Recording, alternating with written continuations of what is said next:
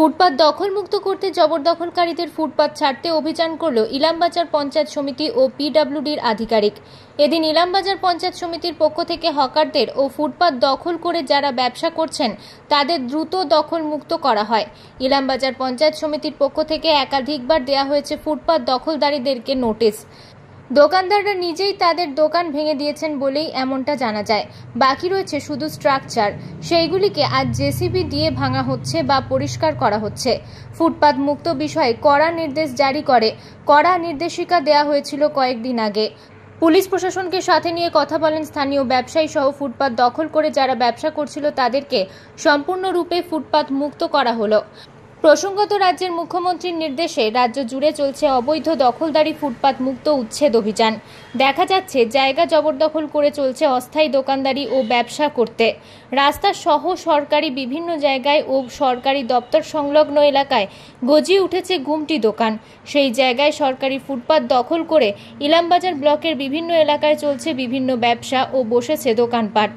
আগে জানানো হয়েছিল না, নোটিশ দেওয়ার মৌখিক বলা হয়েছিল, মাইকিং করা হয়েছে যে প্রথমে 27 তারিখ টাইম দিয়েছিল, তারপরে 31 তারিখ টাইম দিয়েছিল, তারপরে 1 তারিখ আজকে ভাঙবার কথা আছে, ভেঙে দিয়েছে। গরিব মানুষ বলেই তো ফুটপাতে করে খাচ্ছি, বড় লোক হলে তো ফুটপাতে থাকতাম না।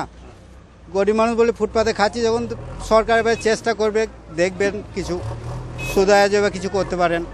একটা করে খাওয়ার জায়গা হলেই যথেষ্ট। আর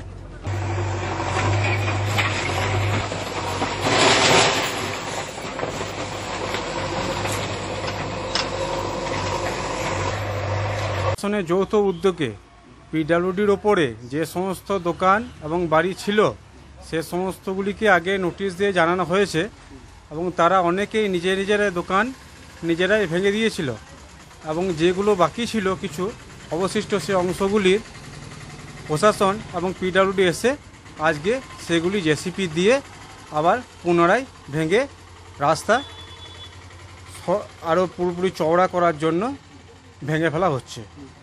হ্যাঁ, আমাদের কিছু দাবি ছিল যে সমস্ত দোকান আজ ভাঙা হচ্ছে পিডব্লিউডির উপরে, সেগুলি আজ বহুদিনে পুরনো দোকান, কারো 15 বছরে, কারো 20 বছরে, এবং তাদের একটা পুনর্বাসনের দাবি ছিল একটা, সেটাও সরকারের পক্ষ থেকে একটা দেখা এবং প্রশাসন যাতে যদি তাদের পক্ষে কিছু একটা সুবন্দোবস্ত করতে পারে তাহলে সবাই সেটাতে খুশি হবে। বীরভূম থেকে জয়ন্ত মণ্ডলের রিপোর্ট, আনন্দ বার্তা।